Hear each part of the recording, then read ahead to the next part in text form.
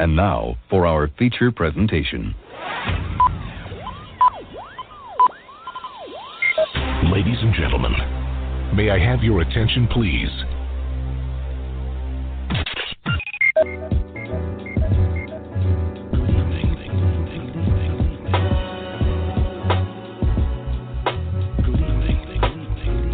You're listening to Straight Talk with Dean and Mark. Call in to join the conversation at 646-668-8393. Welcome to Straight Talk with Dean and Mark. It's the six-man Dean Geronimo in the studio with Mark Lee. We welcome you to yet another exciting episode of our show.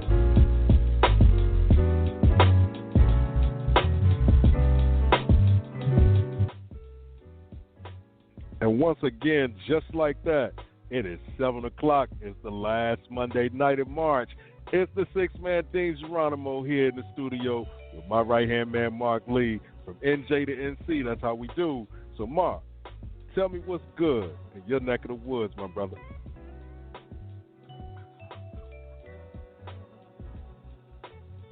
There's no doubt about that. It's always got something jumping and going on. So we had some real serious things happening.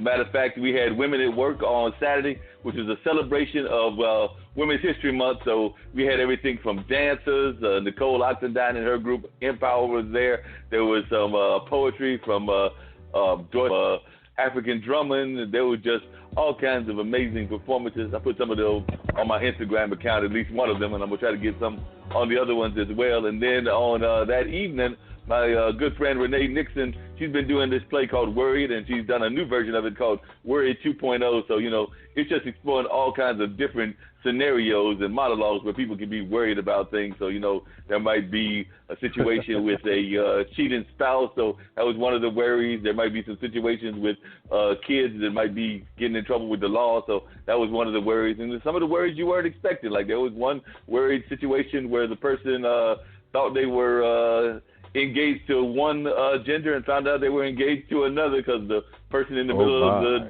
the dialogue was like, I used to be so-and-so. So they had all fallen in love and everything, and then they found out that they had fallen in love with somebody that used to be. That was a whole different kind of worry, but definitely some folks were out there chuckling and cracking up on some of the different scenarios. Some of them were very profound because I remember one person, they were worried about some health issues, things that might be taking them out. Because one, I think it was the last one, the guy had breast cancer. So, we think about that as being usually a female-associated disease, but it is a fact that man can get that disease as well. So, like I said, Renee is always doing some very powerful things in her plays and definitely some thought-provoking things. So we had that going on. Then Sunday we had 2 church services with Christ Central, the church that meets there every Sunday at the Hayti. As a matter of fact, coming up in April on Easter Sunday, they're going to be doing 3 services. So I'm going to have a long day with them on that day because they're going to do not 1, not 2, but 3 services. But that afternoon, that evening, there was a gentleman there who I've invited to come on the show, Rufus Stevens, I believe is his name, and he's a motivational speaker. Okay. So he was talking about just us living in our promises and, they're definitely not letting the negative kind of energies that some folks can give us where they want to take us back down the road to our past and the things where we crashed and burned and want to take us, as he called it, back to the crash site. And he's like, no, you don't need to have them take you back to the crash site. You acknowledge that crash happened. You acknowledge that you made a mistake, but you move on and live up to your promise and your purpose. Because he was even talking about how, I want to say he might be in his 60s or 70s, and he has been doing different things. I think he went on a run, like I'm talking about like them serious runs, like he's marathon or a half marathon or something like that, and his brother has gone his brother has gone bicycling through multiple states, not one state but multiple states. So like I said, they were, and I want to say maybe somebody that was related to them in their 80s had gone rollerblading for the first time or roller skating. So they were definitely doing things outside of the norm, but trying to live life to the fullest. And speaking of living life to the fullest, I got to mention one other thing before we get into some of the other colors of the conversation. I'm expecting some of our guests to be calling us and everything. But Miss McLaughlin, who is a icon here in the Durham area, I saw on her son's Facebook post, and this is January, so I believe it's this year, so it's probably, if it hasn't happened already, it's coming up, but she is getting ready to come up on 103. And what I cannot remember is if that is already happened or if that's going to be happening later on in the year. I need to look up for Mr. McLaughlin, who's a jazz musician and a musician that I know from the area. He's also done R&B and other kinds of sounds. I need to look it up and find out if it was either March or if it's coming up. We're definitely making celebrations of the fact that 103 was either here or on the way. So, somebody can make it into the century mark, they should definitely be commended. So we're talking somebody that has made it all the way to 103. And the last time I saw Miss McLaughlin, which was not that long ago, it might have been a month or two ago, she was still able to talk as much trash as you wanted to hear from anybody, and she would definitely put you in your place and definitely remembered a lot of things. I'm not saying that she might not have lost some memories and had some other issues that happened with aging, but best I can tell, she might be here for another 50 to 100 years, because I don't see any signs from what I've seen of slowing down. She just seems like a force of nature, as they say. So she should definitely be commended for this long life that she's lived, and she's done some amazing things. She's been an entrepreneur. She's raised kids. Like I said, her son is a musician and also a pharmacist. She's got a daughter that is a professor at Bennett College. That college that was in trouble and things of that nature. And then she's got another daughter that has done some very positive things in the work world as well. So, she's not just her own legacy, but she is creating a legacy for others also. And, another thing that we should talk about is Best of Enemies. That movie is getting ready to hit the national scene. They showed a preview of it at the Carolina Theater, where I serve on the board, and that was well attended. And actually, Taraji Henson was there. I did not make it, but friends of mine in the political circle, like Jillian Johnson and some just in social circles of mine, they did make it, said that they had a great time. Some even got pictures with Miss Henson. And, this is about a lady who was passed on, Miss Ann Atwater, and she became friends over some common cause with Mr. Ellis, who was a Klansman. So even though these were some people coming from two different parts of society, they did find some common ground. So it was just great seeing that the commercial world and the movie world is honoring her as well. So that's just amazing seeing that this going on. They did film it, to have a little slight beef with them. She is a Durham icon. We have movie people in Durham. They could have filmed it in Durham, but, for whatever reasons, probably because the producer and some of the other people live in Atlanta, they opted to film it in Atlanta. So, if I had my druthers, we would have had it filmed in the state where she was known at, and even in the city that she was known at. But, I don't make those decisions. That's up to those producers. So I can't argue with their choices, because they decided they wanted to do something that's different than I wanted to do, because I would have brought, some celebration here to the city itself. But who am I to argue with what they got to say? You know what? I mean, to be honest, man, her story is getting out. So that is what counts. Most important thing, even if they filmed it in the middle of a wheat field, bruh. I mean, to have our stories start to be told, and things that, have kind of like disappeared to a certain extent, because all the time were silenced to a certain degree. So now you have people saying, nope, those stories were told to me, and I'm going to make sure that the world knows about this story and how this molded part of our history, So I'm glad it's coming out. It'll be out actually next Friday, the 6th of April. So, make sure you go out and support that. Also, if you have not seen the movie Us, the Jordan Peele movie, make sure you go and check that out. It topped Captain Marvel this past weekend for, in box office sales. So he's doing his thing as well, man. He first came on the scene with the Get Out joint, and now he has this one. It's a unique movie. If you don't pay attention to the whole thing, you're going to miss some important parts. But make sure that, for those who have not had the chance to go and support it, make sure you support it, because that's another, it's one of us, It's one of us. Definitely.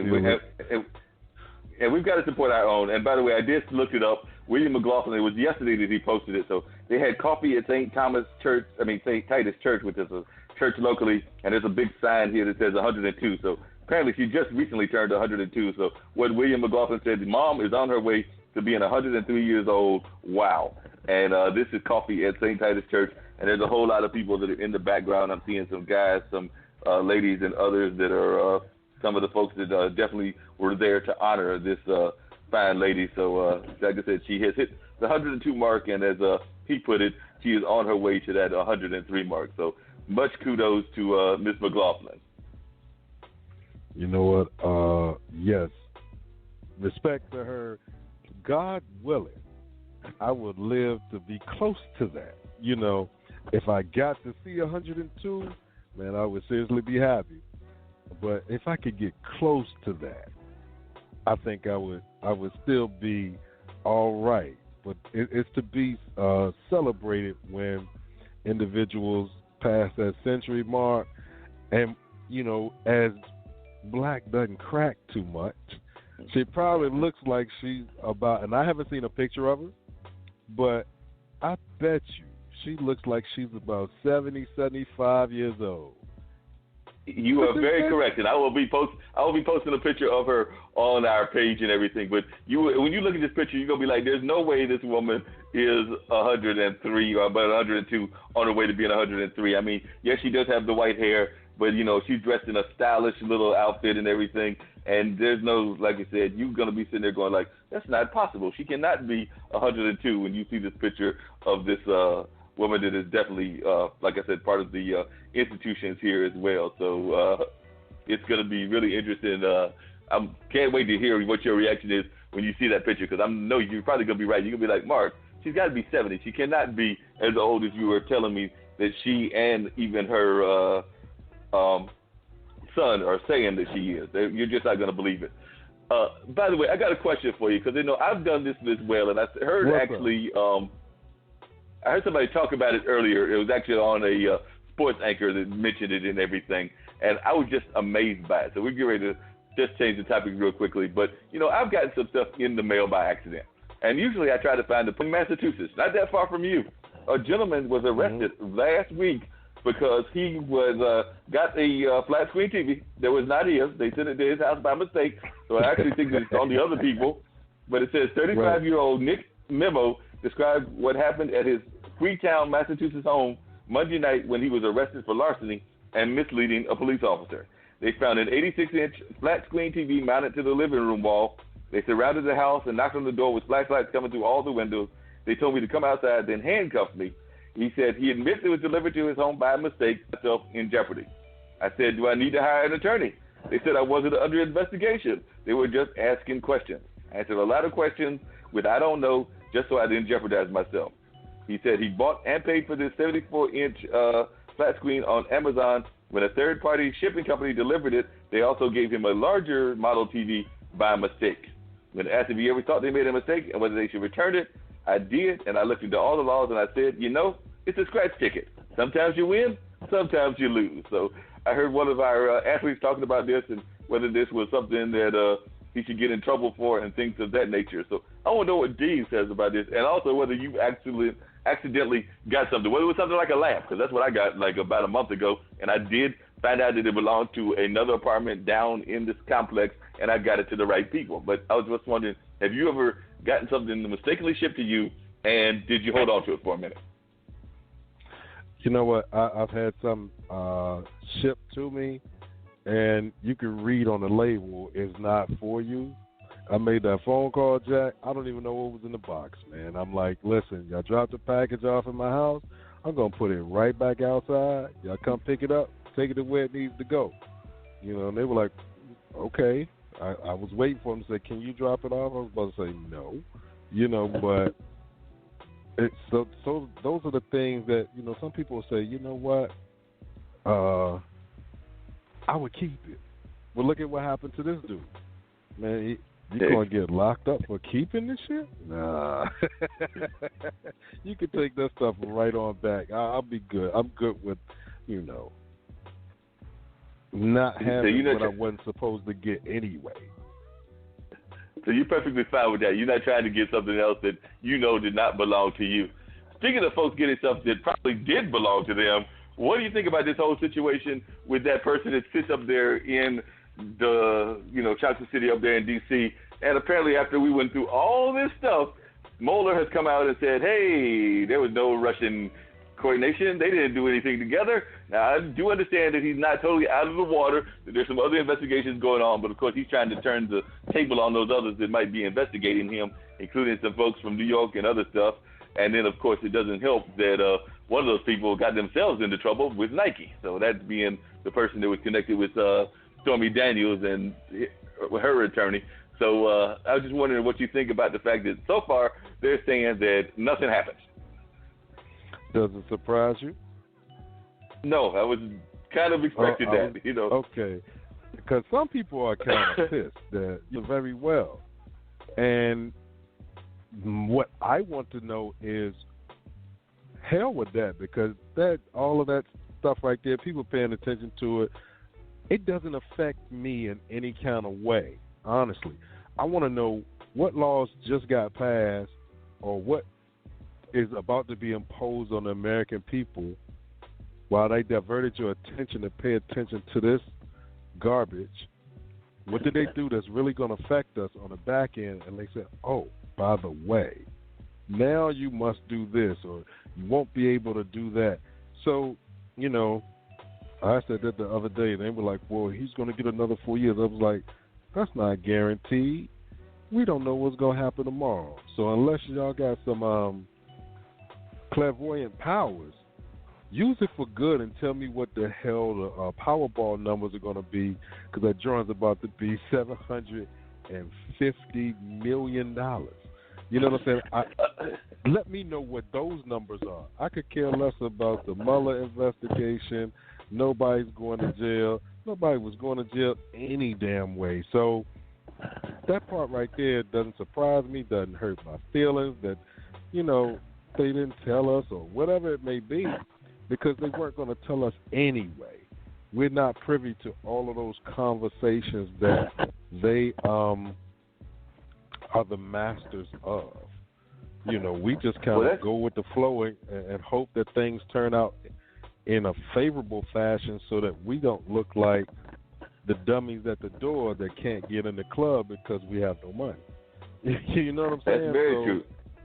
That is very true, man. That's what we. Oh, I just heard a doorbell. But by the way, you just mentioned those numbers before we get to that doorbell, because I don't usually do this, but you said the magic number. It was $750 million. So I did more powers or is able to make magic happen. I just want them to call out 13, 14, 18, 26, 53, and 17, because that's what the computer generated as my numbers. So I'm putting my numbers out there. If anybody can make that happen. But see, here's what now somebody just wrote those numbers down, right? And they're gonna listen to the replay tomorrow, and you're gonna have like 7 winners. Man, you got to share your money now. You're supposed to keep that secret. But we're gonna get. I know I'm supposed to keep it secret, but those numbers were too close together. So I think I'm gonna buy one more. They're gonna be the real actual winning numbers. Because when I saw these numbers, they were too close together. So I really don't expect to win, but they might fool me. And if they fool me, and then I get 7 other people calling, it's $750 million. I don't mind splitting it with a few people. All right. You heard it here first on Straight Talk with Dean and Mark. We'll be with our guest in 1 second. The old Renaissance is the new Renaissance, standing on tradition while embracing the spirit of distinction. This is the Harlem Brewing Company. Uniquely crafted beer brewed to deliver a taste, a sound, and a feeling that can only be described in one way, Harlem style. So come and take a trip on the A train with our Harlem Sugar Hill Golden Ale and we are back. We are bringing our guest in. Thank you for calling Straight Talk with Dean and Mark. You are on the line. Tell us who you are and where you're calling from. Hey, this is Julius Tillery. I'm calling from Garysburg, North Carolina, home of the Black Cotton Office.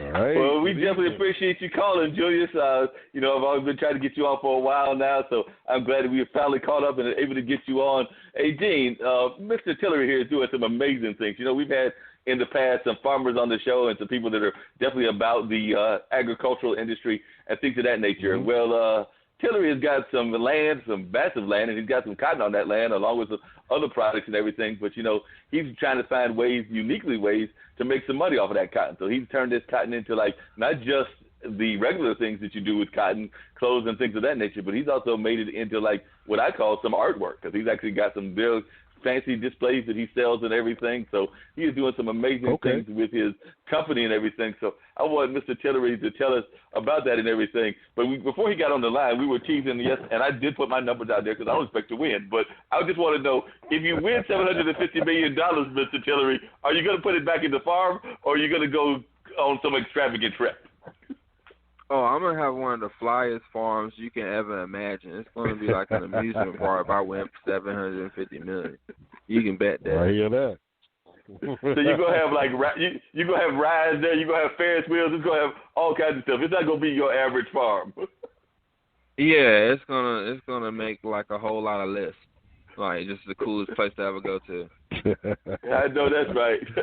So, nice. Mr. Tillery, tell us how you got involved with Black Cotton. Like I said, I know that your family is into farming, so you grew up among farmers, so you know what's happening with the loss of our land and things of that nature. So I just want to know how you got into farming and how you think we're doing in terms of supporting our farmers. Because like I said, every time I talk to people, they're usually complaining that we know big farms are doing well. They're making tons of money off the big farms, but the small family farm, not as well. And our farms, not as well, because a lot of times we lost our land because we didn't understand generational wealth and the importance of that land that we had. So I just want to know how you got involved in farming, how you got involved in Black Cotton. If you just want to share with us a little bit of the story growing up as to how you got involved in farming, and also what you see as this new direction that you're taking.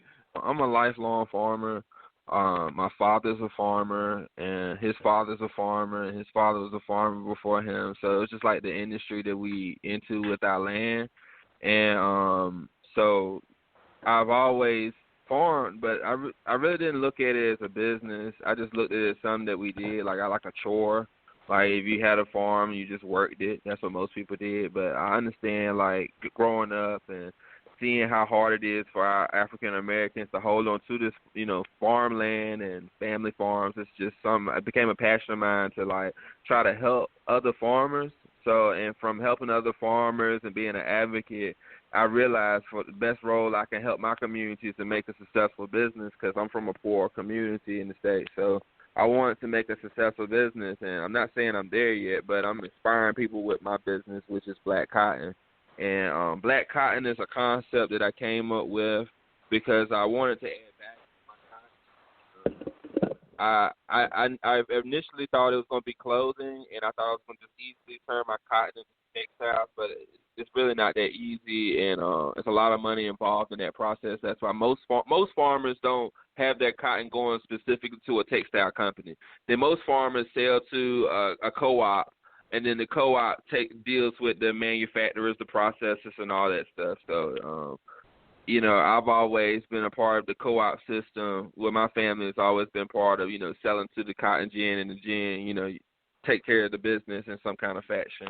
And we get some money back for the cotton. But I felt like we're not making enough money back for the cotton. Like, I look in clothing, like, I always grew up and said, why is clothing so expensive? Where I know us working in the cotton fields, we're not making that much money from cotton. So I've always thought, like, I need to be a part of the value chain process. And once I realized what's required from it, I found this to be the leanest way for me to participate and get my cotton directly into customers' hands. And that's through decorations and accessories that are handmade in my Black community with Black workers. I'm really focusing on the Black control, and it's something I believe in, because if my Black community is struggling, I want to change that through business. Yeah, definitely, because I remember growing up in Warrenton, which is a small town as well, and a small rural town. We would sometimes have, that was more of a tobacco town. I think there might have been some cotton up there as well, but definitely I just remember the kids when I was growing up in the late 70s, and even when my brother was going to school later, but he actually went to school down here for the majority of his school. But I remember kids getting out because they were going to get out for being able to pick the cotton and pick the tobacco and things of that nature. So I remember I was in the city limits, and there was only a few of us students in the early part of the school year because everybody else was out there working, because that was part of the nature of what you did, and the school system understood that. So they understood that part of the schools were not going to be as full as they might be later on in the year, because folks are going to be out there helping their families, because it's definitely a family-run business, whether it's tobacco, whether it's cotton, whether it's peanuts, whatever the product is. So we know that it's oftentimes a family-owned business. And I'm sure you probably, even though you're younger than me, probably had a similar kind of thing where your folks were pulling you or having you out there working the fields, and then they let you go to school. Well, when I was born in 1986. I feel like the agriculture game changed to what it is now, the modern agriculture. Like, how basketball became modern basketball, like maybe in the 70s, the 80s. I feel like agriculture became modern agriculture in the 80s. Like, I've never seen hand-picked cotton in my life. And I understand the system because I've worked with people, my dad and my grandfather, and they'll tell me how it went, but I never seen it myself, hand-picked cotton. So, like, a lot of people from our region, we stopped working in agriculture in the 80s because we had the harvesters and less people wanted to be in agriculture. Then you had the whole bigger is better, and farmers was buying other farmers' land and stuff, and everybody's trying to get bigger. So I was born and I've seen a lot of the transformation of agriculture to what it is right now. So, like, someone like you might know about the old ways of agriculture, but you might not participate in the modern day of agriculture, and you might be lost in how things is run today compared to how they worked in yesteryears, if that makes any sense. No, that makes a lot of sense, and I can definitely understand that. I mean, things are always changing on a consistent and regular basis, and we know that a lot of times the way that things were done, whether it was in my generation or whether it was in people's generation back in the Great Depression or different other generations, that there's always changes in the agriculture game. And you just mentioned earlier about the high cost of clothes and everything, and that's something that has always amazed me, because you're right. I know for a fact that a lot of what the cost of doing these things is not nearly the cost of what we're paying for our whether it's the Air Jordans, but now the Air Nikes, or whether it's some of the other on the shoe side, or whether it's some of these fancy clothes that we're paying high end for, because they're inflating the cost in all kinds of different ways. So we know that that shirt that we're paying not astronomical, but some decent amount for, the actual cost of producing it might have only been pennies on the dollar. Well, I can tell you right now what farmers are getting on each T-shirt that you buy, and it's basically about 40 cents. Wow. Pretty much, yeah, like 40 cents, because it takes about half a pound of cotton to make a T-shirt, and half a pound of cotton is 40 cents.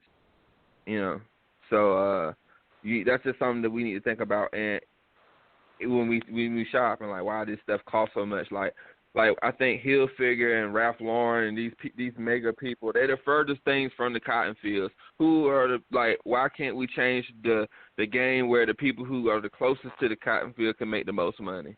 That's kind of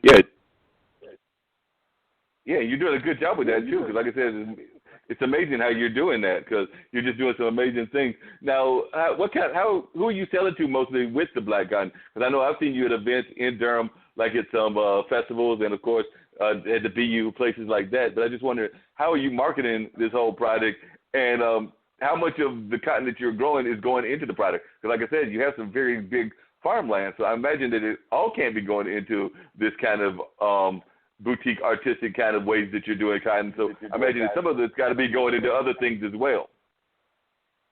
Mm-hmm. Well, like 99% of my cotton is in the conventional cotton game, and pretty much 1% of my cotton goes into this black cotton thing. So the customers I mostly sell to are like home decorators, people who want to buy items with a social conscious, people who just want unique gifts, interior decorators, florists, people who care about, flowers. Really diverse. And I'm selling it really across the nation. I've sold more than 30 days now. It's pretty much like somebody with a product. Yeah, And what are some of the ways that you get into the with the other 99%? Because like I said, you just mentioned it earlier, it's not easy to get into some of these big companies and everything, particularly coming out of rural North Carolina. So what are some of the ways that you're trying to break into the bigger game, or what are some of the ways that your family has broken into the bigger game, if y'all have had luck with that, or is that still an ongoing struggle with some of the things that you're doing with the land? Because like I said, I know that I've seen pictures. That's some amazing spread that y'all have. So I know that's a lot of cotton. So I'm trying to figure out how you're going to get into the bigger audience and what kind of deals you've been able to work, or is that still something that you and your family are struggling with? Well, you see, like, the conventional cotton game is basically everybody puts all this cotton in one group. Like, this is where all the cotton in the North Carolinas, I want to say 90% of the cotton farmers are selling to this cooperative, and then the cotton goes over to Asia to be processed. It's just like the big micro systems of cotton. So, that's the way we get it to our farm sustainable, that we can farm soybeans as well. So typically we raise about 50 cotton, 75 soybeans, and we do some vegetables as well. But most of the vegetables are things that we care about the community and health, and we want to kind of be leaders and getting fresh foods into the community. But with this cotton thing I'm doing is like my county, we most people are selling their cotton at the marginal world price. And what I'm saying is, if we're going to do a production, we also should be innovative in how we sell it. Like, we shouldn't just follow the tide. Something to make creative things out of the product. And right now in America, with our consumer dollars, people won't care about the story behind products and where the product's made and who are the people making it and why they make it, and how are they making it. So I think with my type of business, it's transformative of how we look at some of these, like, commodity crops in the past. And it's more of a time that I've definitely grown, so to speak. Yeah, because I know one of the other things that you just mentioned that I know has become a very big trend is just the way that, not just with the cotton industry, but a lot of people are trying to become more aware of what's going on just with their food in general, because there's like a whole movement with people trying to buy food that they feel is more environmentally conscious and also more economically conscious and is able to actually be supported and not just, yes, it's big business and yes, it's a lot of the corporate kind of things, but they're trying to make sure that they're doing it in a environmentally friendly kind of way, but also in a socially conscious kind of way. Absolutely. That's a very catchy trendy thing right now where people really care where their food is coming from. And I would like to give a quick plug to the Black Church Food Security Network. I work with a food hub in North Carolina called the Coalition for Healthy Eating, and the Black Church Food Security Network in the Baltimore Mid-Atlantic region. They are a growing group where black churches in that region are buying their food from black farmers. And our North Carolina food hub has been one of the key partners of supplying that Black Church Food Security Network. So that's absolutely a woke audience towards healthy foods that are prepared and local and regionalized, specifically to, a certain, portion of the state. Yeah, because I imagine that throughout the country, we always hear about these food deserts that are out there. So many people are getting caught up in eating fast food. I know I'm guilty of that because it's what's convenient, and we also know that's what's the most healthy. And then also a lot of times the grocery stores that we're going to, well, some of them are unfortunately a little bit, some of the more natural ones are on the more high end. So sometimes that's just the cost that you have to pay for having that kind of quality and everything. And then a lot of times they're also not in our neighborhood. So a lot of times, whether it's a regular grocery store like a Food Line or a Kroger's, or whether it's something a little bit more trendy and supposedly health conscious like something like a Whole Foods, but a lot of times they're not immediately near our neighborhood. So a lot of times our people wind up eating foods that we know are not healthy for us. So I just wondered, what are some of the ways that you're trying to encourage people to support our farmers, but also to live a more healthy kind of life? Yeah, they might have to go out for a burger every once in a while, but not make it a regular habit. Well, I like to participate in farmers markets. We started a farmers market in my local Garrettsburg community. And I feel like, I'm not telling people they need to be at a farmers market every weekend, but, half the year, once a month, try to go to a farmers market, support right in your local community. because it keeps the money in the community, and also your produce is fresher right in the community. And I feel like produce tastes better when it's local. Like a lot of kids grow up feeling like vegetables taste bad, but they're eating the worst vegetables. You know, the stuff that's been in cans with preservatives or been trucked across the country. When people know the taste of farm to table, they'll prefer healthier foods. However, we've lost access to these healthier, foods because they really cost. I mean, it's really expensive to get labor-intensive food. So. That's very true, but you're right. So, but that's become another new trend. Is we are seeing more people try to go from that farm to table kind of concept, where these restaurants are trying to get the food directly to their location, so that the food actually tastes a little bit better and things of that nature. So, I just wondering, do you think that that's a trend that is going across the country? Absolutely. April 5th, I'm actually participating in a restaurant, Applebee's Table. Like, if your audience is ever in Baltimore, please go to Applebee's Table in downtown Baltimore's Holiday Street. But there's an event where they're trying to raise money for black farmers. This group called Farms that's based in North Carolina, Charlotte, North Carolina, Jillian Hillshaw, they're partnering with Applebee's Table to do an event just to raise money to help farmers purchase farmers' produce. Like, it's really good when we can secure farmers' purchasing. That's what farms do. They make sure that somebody buys it, and then they find places to get the produce too. So that's happening in Baltimore, and they having people from they have a writer of a book called Freedom Farmers, Dr. Monica White from University of Madison. So that's Madison, Baltimore, North Carolina. It's just definitely going all across the country, especially black business, black foodies, black farmers. People are conscious about, what demographics is catered to and producing whatever goods and services being offered. And what do you tell people like yourself? Because like I said, we've had this conversation with a couple other folks, including the people from the coastal parts of North Carolina. But when you talk to other people that are relatively young and everything, and they talk to you about the fact that they don't want to get involved in the industry because, one, they think it's a dying industry, and two, they just don't feel that they can actually make any sort of income on this.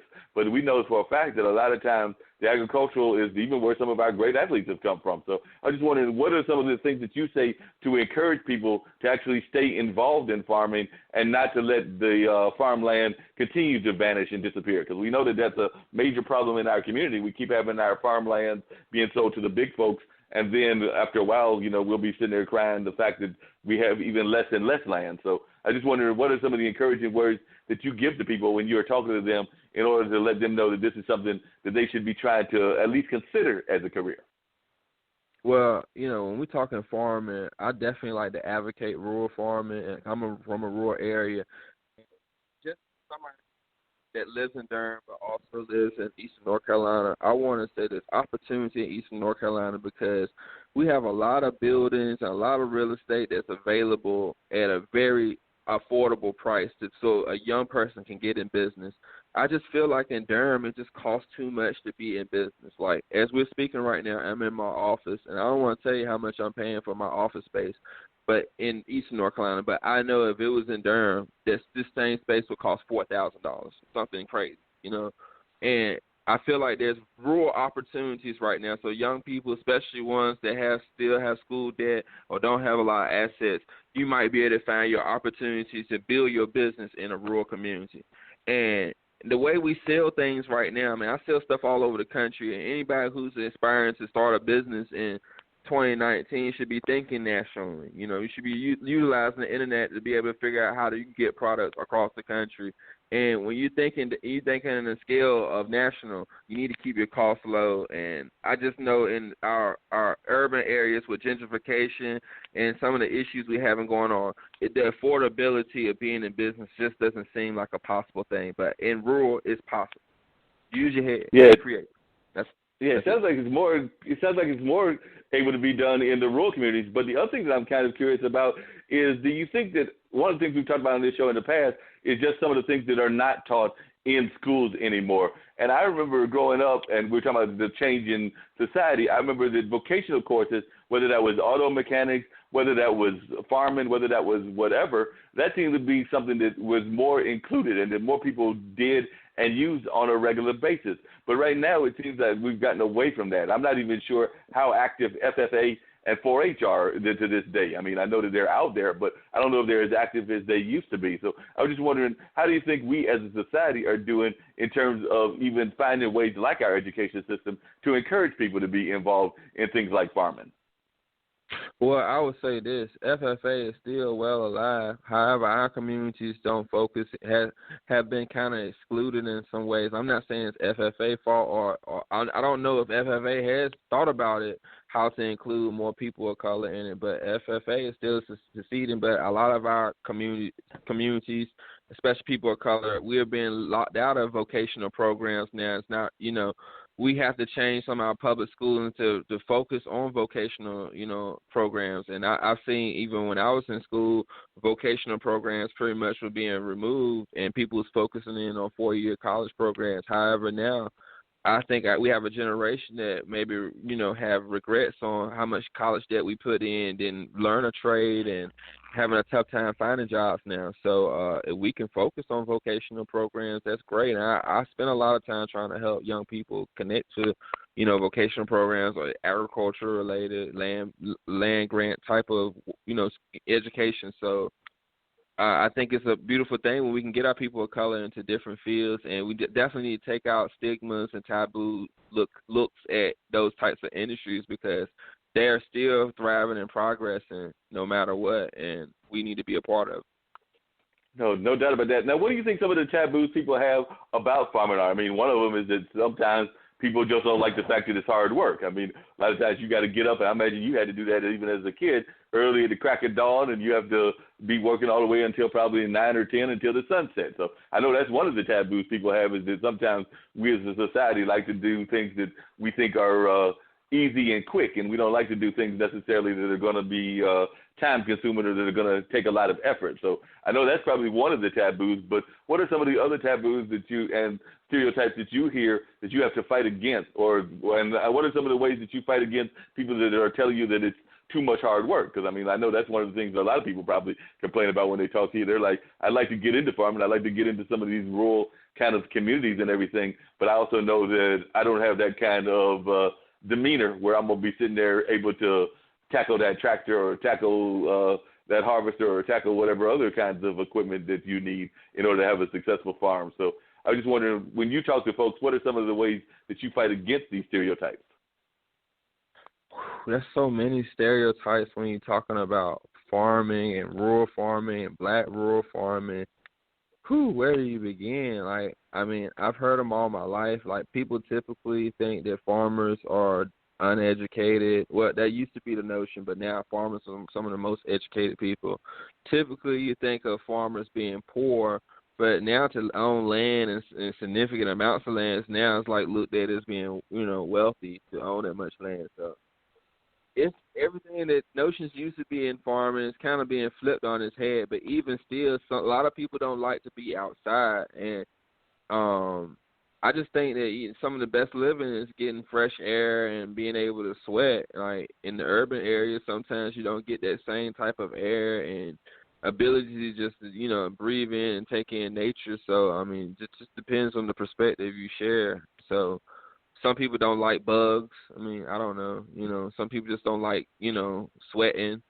So, I mean, we just have a society now that's really internet-based, and sometimes, being outside is not, you're not in that world. You're in the real world. Yeah, because that's one of the things that we've actually talked about even on this show, is the fact that whether you're caught up in the internet and whether you're loving the internet and things of that nature, a lot of times we also have to find ways to enjoy nature. Like I said, it can be something as simple. I know sometimes when I go outside, I just enjoy seeing a robin fly through the air and watching the grace of the robin, or even some of the animals that I may not be the biggest fans of. Just seeing them out in nature is a wonderful thing. Like I said, I don't know that I'm necessarily trying to roll up on some of the environments, but it's still good to see them in their own natural environment. And so I think sometimes we just forget to enjoy the environment that we actually see on a regular basis. You're right about that. So, because I imagine that's something else that you probably have to encourage people about, is that they, even if they don't want to get into farming, that sometimes I'm sure you probably just tell people they might just want to enjoy some fresh air and some nature, whether it's just going on a jog or whether it's going on a hike or whether it's just maybe even if they're in a rural area, just stepping outside and looking at the sky so they can see some of the wonders that exist in our world. Well, I'll tell you this, just giving myself a little plug, but people have really enjoyed doing the Black Cotton Tour. Like just coming to my office, seeing where I work and how I, turn the cotton stalks into art and going on to my farm and walking around and seeing our little farm. And people from all over the country have been doing it. I've had people from Seattle. I had a modeling troupe do a modeling shoot from Miami. People from New York, Delaware. I mean, so it's something cool to do. I mean, all you got to do is reach out to me at www.blackcotton.us to contact us. Just shoot me a message. I always respond back.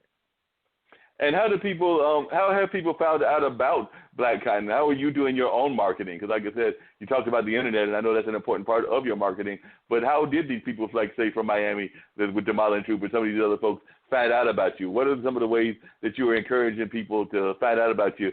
And exactly what is involved in the tour? Because, I've still got to do the tour myself at some point. It's been a minute since I've been on farmland. My mom still lives in Rocky Mountain. We still have family farmland that is part of our property, but I've not been on the farms myself in a while. So I probably need to come and visit the tour as well as get to some of our own family farms because we have some farmland that's still out there that belongs in our family, but I've been not one to get by that as much as I probably should. Well, come on now. It's always inviting to come down east. And, and that's true. But on the tour... Yeah, so you were saying on the tour? But on the tour, basically, you see my grandfather house, my great-grandparents' house. We go and see the little family cemetery. I even actually have the family cemetery on the home place where the first generation started at, and he was born in 1871, Reverend D.L. Tillery. So he's who started pretty much our family farm, and he was born in Tillery Plantation. So right there, we're really close to Tillery, North Carolina. So we kind of give a historical, understanding of like where our roots come from. Now, when y'all started the farmland, was he first generation removed from slavery? The first people that started the farm, or was he right in with that person still in slavery, or how did it work in terms of the history of slavery in terms of when y'all took over the farm?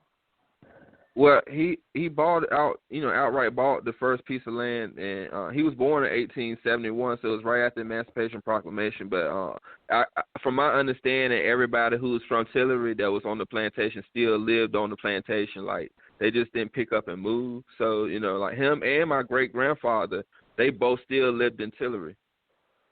Wow. So they still lived on the property that was originally owned by the plantation masters. Well, no, they moved from Tillery to Rich Square. Like, my family farm is in Rich Square. So they, D.L. Tillery, he bought the very first part of the farm in Rich Square. I don't know what brought him there, but that's where the first part of the farm started. And then my grandfather bought a part. My great-grandfather bought a part. Then my grandfather bought a part. My father bought a part. So it's just, it's been added on every generation. Wow.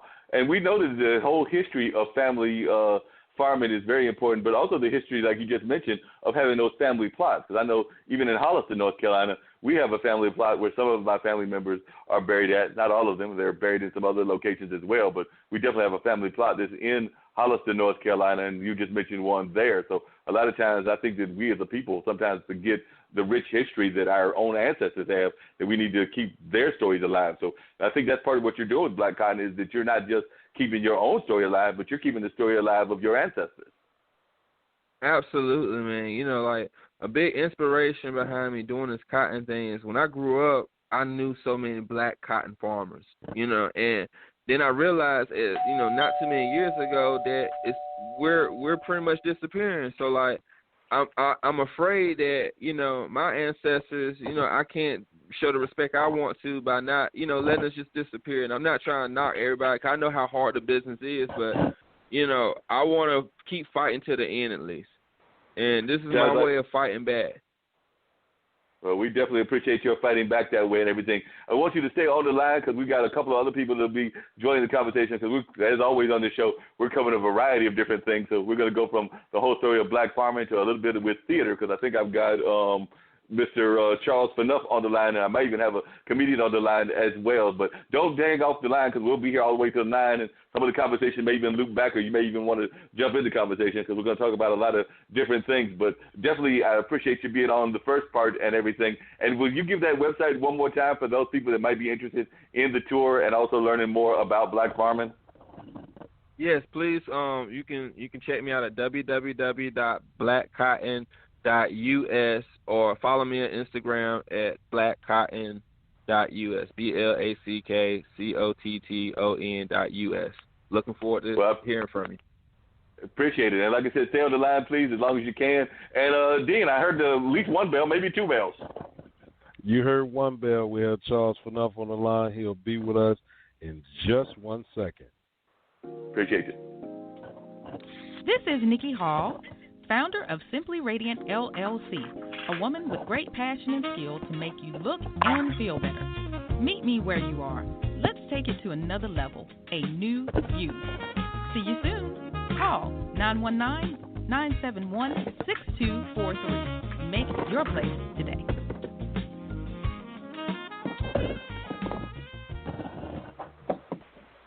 All right, welcome back to Straight Talk with Dean and Mark. Mr. Fanuff, you are on the line with us. Good evening, sir. Good evening. How are you doing, Charles? I've known Charles for a while. I've known Charles back when he was a young man that was actually an intern, if I remember correctly. He was an intern coming from us from the D.C. area. So just to kind of like make a little bit of a transition and everything, tell us where you grew up and everything. And one, did you ever have any dealings at all with rural North Carolina or just rural living? Because earlier we were talking to Mr. Tillery, who's still on the line. And, of course, he's talking about his business, Black Cotton, which is an artistic business. They're actually making artistic designs out of cotton and everything. But he grew up in rural North Carolina, and I know that you probably did not have that kind of background because I know part of your background was living in D.C., but I also don't know every other place that you've lived at. So I was just wondering if you would just share people a little bit about your history, and, of course, we'll get to Theater in the Park and some of the amazing things that you're doing. Oh, thanks, Mark. Well, yeah, and first of all, hey, I'm also sorry about Marquette this weekend, man. Been thinking about you, and but you know, so goes the tournament, and it was a great season for y'all, all the same. Yes, it was a good season, and we did get slaughtered. John Morant is something, man. Just watching him play it's a joy, you know. But yeah, thanks for asking about my background. We, you know, of course, we met at the Durham Arts Council in, I guess, around 2003, 2004. I came and interned at the Arts Council after I graduated from Carolina. Before that, I was in North Carolina for a while, living in Raleigh. Brief stay in Tarboro before that, but I grew up in Michigan mostly, and I moved around a lot as a kid. And we actually lived a lot in kind of rural areas because my dad was in manufacturing, so that's just kind of where, you know, manufacturing was a lot. But now I do have kind of a different kind of relationship with rural North Carolina because my wife is from Greene County, and so I spend a fair amount of time going down there, and you know, really love going and visiting her family. And you know, it's definitely like I've learned some things about rural North Carolina that I didn't know. You know, that are maybe a little counter to some of the things that, you know, people think in bigger cities. And but I love hanging out in rural North Carolina. Her family story is a little bit interesting. She was born in Kinston, but they moved to Greene County, which is a even more rural county because how great the schools were, and still are. And so that's been kind of interesting, spending time going down there with her. And then, you know, the theater, we serve people who come to Raleigh from throughout rural North Carolina, and we have some satellite programs that are also a little bit outside of the city. We do some programming in Wendell. We do some programming in Knightdale. Knightdale's not that rural anymore. Wake Forest, Apex. Some of those places are, you know, obviously much more suburban now than they used to be. But yeah, so that's cool. I enjoyed listening to a little bit of the last segment and the gentleman talking about Black Cotton. So yeah. I don't know that I'm the most knowledgeable person you have about rural North Carolina, but I'm happy to. No problem. I was just curious I was just curious what you thought were some of the stereotypes that surprised you when you were because you just mentioned that when you went to your wife's hometown and around those areas, you said that there were some things that surprised you that were, I guess, counter to the stereotypes that you were thinking when you were growing up around Michigan and everything. I was just wondering what were some of those stereotypes. Yeah. Well, both Michigan and I think in Raleigh. I mean, for example, one thing that's interesting is that Greene County, I believe, is the first county in the whole country that provided every child with a laptop. And, you know, they were able to get some, I'm not exactly sure the details of the grants that supported that, but, you know, it's not, you know, you don't think of like rural counties as being really, you know, ahead of the curve on technology and things like that, but they really were. And, you know, and then I think there's like other things that I wasn't surprised by, like, you know, how good a lot of the food is, and, you know, the fact that, you know, their family like knew a ton of people in agriculture. And so, yeah, I guess there's some things that were surprising. Also, her mom operates a retail store in downtown Snow Hill, which is cool. It's interesting to, you know, see that there's kind of a, you know, there's a lot of like businesses in like small towns in rural North Carolina that I think, you know, I mean, I guess a lot of us now in Raleigh are like very aware of what's happening in Kinston, because Kinston's got a little bit of a scene going on, but there's a lot more places that are doing interesting things and have a lot of revitalization happening. Yeah, and more people are finding themselves having to move to those communities because, like you said, and like Julia said, the gentrification is out here and everything. Not everybody can afford the apartments that are existing in Raleigh or even existing in Durham, some of these prices that are out there and everything. But I was just wondering, one of the things I've always been proud of you about with everything that you do is a lot of your theater deals around social justice. I mean, yes, you do some of the classics and things of that nature, whether it's Shakespeare or whatever else, but a lot of times you're not afraid to use theater as a tool to make social justice statements. And I was just wondering, is that always something that was in the back of your mind growing up, or is this just something that you cultivated as you developed as an adult? Because that's something I've seen. Like you said, I know Theater in the Park has done stuff. At Hey Ty, you've done stuff with the Sherry Holmes group that encourages black theater goers to come to different productions and things of that nature. So it just seems like you've been very much involved in just making sure that a lot of the plays that you've done have been social justice plays. I want to say we talked earlier at the beginning of the show about the movie that's now out about Ann Atwater. And I want to say, if I'm not mistaken, wasn't one of the early productions done at your theater, or was it connected with y'all some kind of way? I can't remember, but it seems to me that I have a vague memory of that. Yeah, I wish I could say that we had something to do with that, but I did see that play at Man Bites Dog. You're talking about Best of Enemies, and that was a pretty spectacular production. And Lakeisha Coffey, Derek Ivey, that was really good. I wish we had produced that play. We probably can't get the rights now, but yeah, I appreciate you noticing that. I think that, you know, it's my interest in theater, wherever it's being produced, that it speaks to what a community is interested in talking about. And so, you know, I think there's a lot of things that we want to talk about and we need to talk about in North Carolina right now. And so we, you know, try to pick some plays that kind of deal with that. I can't remember, Mark, if you came and saw Blood Don't Sign My Name that we did last May. I think probably most of your listeners know that story. And what was cool for me about that was not just that we did it, and Mike Wiley was really, you know, gracious to give us the rights to do the world premiere of his ensemble version of the play, because he'd been doing a one-man version for a while, but also that we had people like Eddie McCoy come and talk in person. And you know, if you know the story, Eddie is one of the real important activists in that story, and still somebody who's very socially active and a great historian in the town of Oxford. And, you know, we had people like Tim Tyson there, and I mean, that's just pretty special, because that's North Carolina history, and it's, you know, people don't, you know, a lot of people know the story about Dickie Morrow and what happened to him, you know, really kind of a late day lynching, 1970. But I think a lot of people are surprised to learn that part of North Carolina history, and it needs to be the type of thing we talk about more so that we understand kind of the journey that we've gone on together. So, when we have opportunities to do plays like that or plays that address, challenges that women experience, like women's empowerment plays, we've done a few things that kind of fall under that category. We've done some plays that look at challenges that LGBT folks have experienced. Really interesting play we did a year and a half ago called Perfect Arrangement that dealt with kind of the discrimination that queer people experienced in working for the federal government. They were fired in huge numbers during the Red Scare. And, I just feel like there's so many stories that people need to hear to understand, where we are as a society right now and where we need to go. And, I don't necessarily, I guess I just think of it as socially relevant, is plays that start a socially relevant discussion.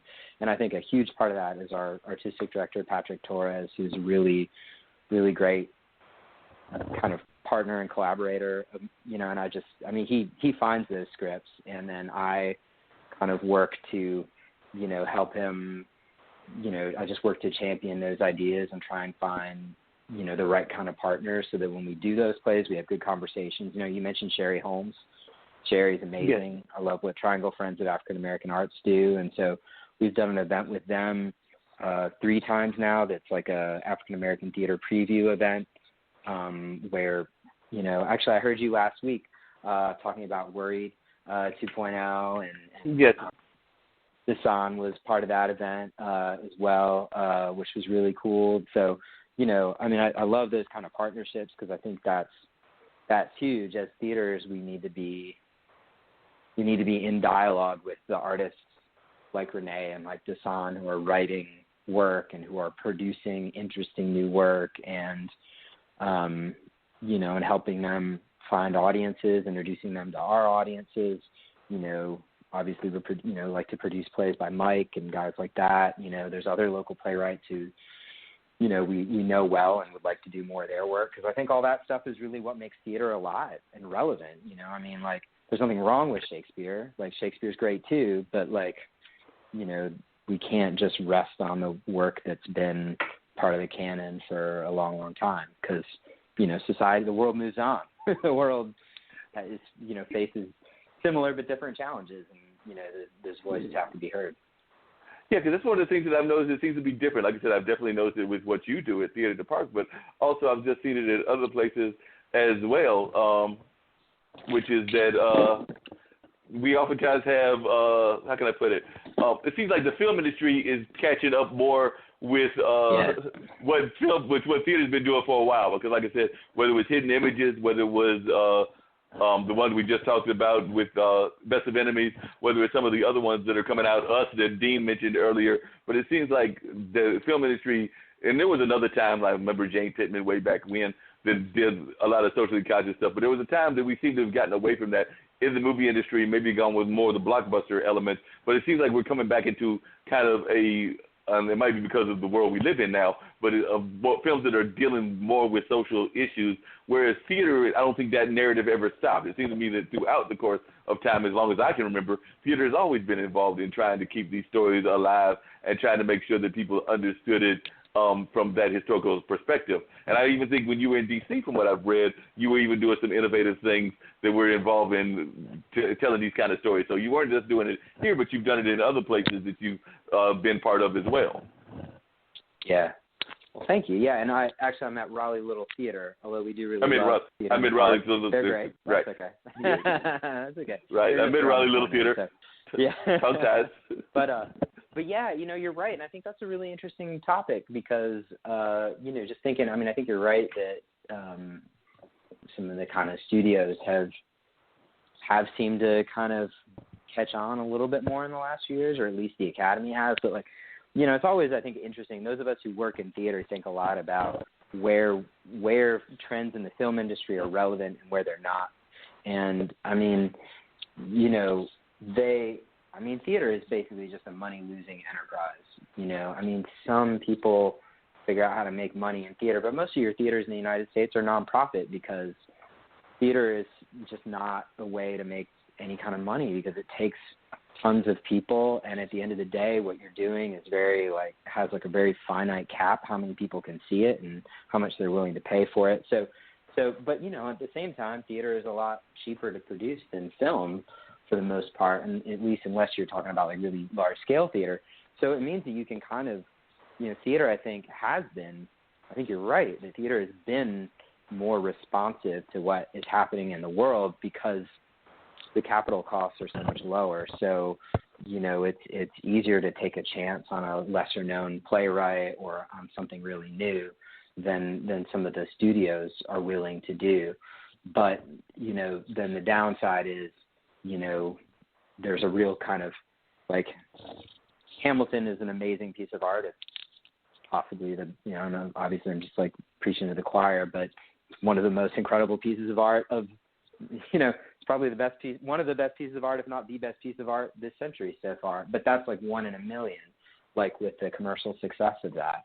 And that speaks to, a lot of vision, a lot of really great collaboration. But we could live the rest of our lives and not see another play that does that well, and most theater just doesn't ever kind of reach those levels of popular acclaim because it doesn't have the kind of built-in advantages of film, and we all talk about it a lot, what does the future of technology mean for our art form? And it's, there's possibilities of streaming things and stuff, but it's not the same. It's really supposed to be a live experience. So it's interesting. I think you're right that that theater is ahead of film in some ways, but I think that we also don't have the ability to impact things with a few rare exceptions that film does. So we kind of play different roles in the market, I guess, is what I'm trying to get at. Okay. But you just mentioned it earlier because you're so right. It's difficult to make a living in the theater, or it's difficult to make a living in the arts in general. Even Julius can talk to that with his black content and everything. So how do you encourage people to actually be able to succeed and thrive? Like I said, they might not be able to become rich, but we know a lot of times theater people, even people in executive positions, wind up having to work second and third jobs and things of that nature. So I was just wondering, when you talk to people and you talk to even kids, because I know sometimes you're probably going into the school systems, or the school system is coming to Raleigh Little Theater, and I'm sure that there's always the kid that wants to be, the next great actor. So it's like being the next great athlete, the next LeBron. They want to be that person that they see on the big screen, but they also understand that they might have to be in theater until that happens, or if that happens. But how do you encourage them to understand that it's going to be a struggle and that that's part of the conversation? So I was just wondering, what is some of that story that you tell them when you're talking to them? Like I said, you came out of it, you were an intern, like you mentioned, at the Arts Council, and then you've done it throughout your life. But I was just wondering, how do you, when you're talking to other people that might think of this as a career, how do you encourage them, or what warnings do you give them? Yeah. Well, it's I think you're right. It's a challenging field to make it in, and I think that there's different ways to go about it. I mean, I think like anything, it's what do you want to kind of accomplish, And I think the most kind of successful and happy artists I know, whether they're in theater or in another field, they have an idea about what they want to get out of it, and having kind of a specific goal in mind is important. I think that some people really have a mission. They have a certain kind of story they want to tell, and if they do a really good job of it, they can be world renowned and very successful. And other people enjoy the act of creating art, whether it's being an actor or creating visual art or being a musician, but it's really kind of about the self-expression. It's about the collaboration. And so, a lot of people are happy doing it while also having a full-time job, or, maybe they have a career as, a teacher in a creative profession, and then they have a career where they also make art on the side, but, teaching their craft is the way that they pay the bills. And I think, whenever I talk to people about it, I just really encourage them to think about it's not just acting or painting or playing music or whatever it is, but really be thoughtful about where you get the satisfaction from and what it is you kind of want to accomplish. Because the more you know about what you want to do, the more you can kind of develop a niche. And, there's also people in the arts who are generalists, and I think a lot of people who are kind of generalists end up producing because it's helpful to be able to do a lot of different things well. But, I've seen people who are really happy, who are, teaching most of their time and performing a little bit. And I've seen people who are, really unhappy, who are performing all the time, but not getting the recognition that they desire. And so there's different, for everybody, that kind of equation is a little bit different. And the more you kind of are self-aware to know what it is that you want to accomplish and how you want to make an impact, the more likely you are to be able to be successful, I think. Yeah, and I'm just wondering, because one of the complaints that you just hear from the common person is that people, and we've been talking about it on this show before, is that people sometimes start worrying about what I call the price points, because, it's not cheap to do, like you said, these productions. You have to pay, in a lot of cases, the actors. You have to design the sets. You have to do different other things. And then whether it's a big location like a Carolina Theater, or that's actually a medium-sized location, or a bigger one like DPAC, or whether it's something around the size of y'all space and everything, then people start complaining about, whatever that price point is, whether that's $15, $20, $25, or even up to the 50s and everything. And I'm just wondering how you deal with that when you have those conversations with people, because sometimes people will give that conversation that, that they're sometimes they don't always understand the worth of art. And I think that part of that has to do with our education system too. So I'm just wondering how you address that when you talk to people, when they are telling you that they would love to come to see a play, but they're afraid of whatever the price point is. And I think that y'all are one of the more affordable places around the area. Right. Well, it helps that we're a community theater. So a lot of the people who are working on productions are donating their time. And we do pay some of the artists involved, like we pay directors, designers, musicians, but we don't pay actors, we don't pay stagehands, we don't pay the people who build the sets and the costumes, because the idea is that, those folks are basically learning a craft and they're getting that experience. So our ticket prices are lower than a lot of other theaters, so we don't tend to get that feedback a lot. But, I think that it is true of any kind of artistic enterprise that, people who are in the consumer, people who are consuming art oftentimes don't think about all the different steps that it takes to produce a piece of art.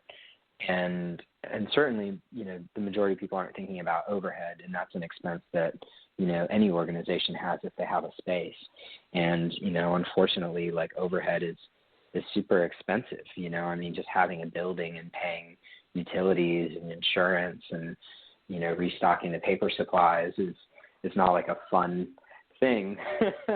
It's not like what gets people really jazzed, but it's like, an expense that every organization has. So, I think just whenever I'm in those kind of conversations with people, it's just, talking about, just what it really costs to produce a piece of art, and gosh, if you think about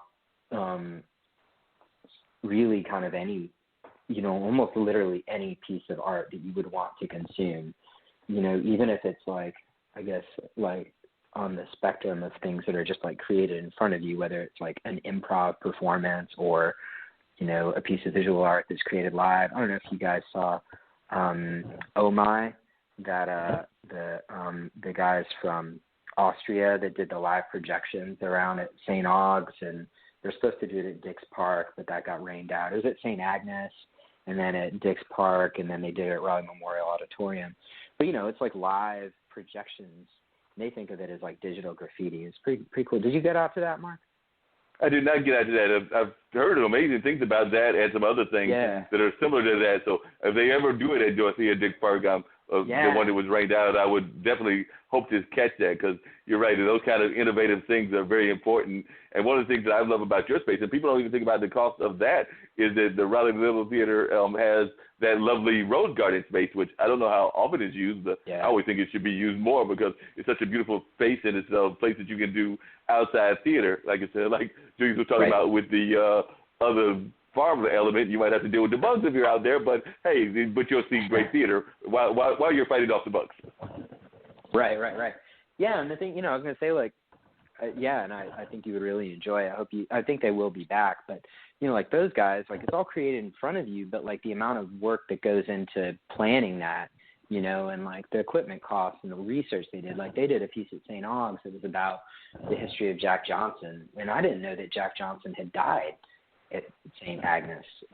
He had gotten in a car accident, and he wouldn't be treated anywhere else because of his race, and so they had to take him to St. Agnes.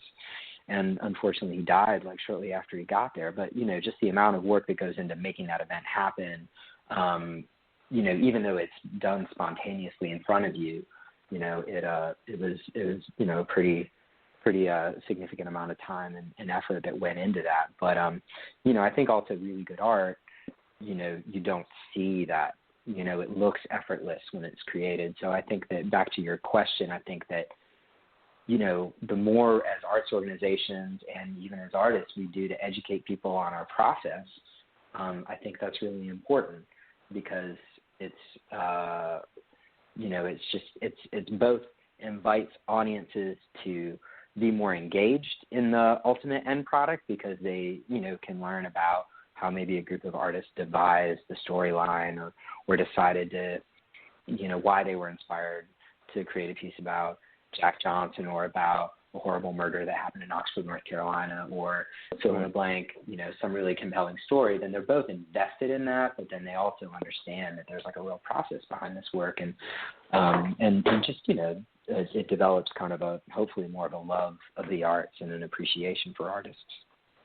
Yeah, because I sure didn't know that story about Jack Johnson either, because that sounds very similar to the Charles Drew story, the founder of the whole process with blood plasma, who was actually also sent to a hospital during the time of segregation, and also did not get treated and passed away because of not being able to get the treatment of even something that he actually helped to create. So he was actually one of the founders and the creators of that, and could not even get the treatment.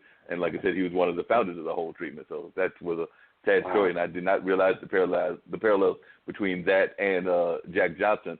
Do you oftentimes find interesting conversations between people trying to understand the differences, or trying to lump them together between, say, community organizations and community art and professional art? Because, yes, they have some of the same issues sometimes, but there are also differences. So, like, even like if you're talking visual art, you got like a Tyndall gallery, which is a professional gallery, but then you also have some of the more community kind of galleries that are out there. And yes, they have some issues that are the same, but I imagine y'all probably have that same conversation in theater, where there are some theaters that might be, like I mentioned earlier, the more big production kind of venues, like a DPAC or something like that, and then the smaller communities like the Hayti or like Raleigh Little Theater.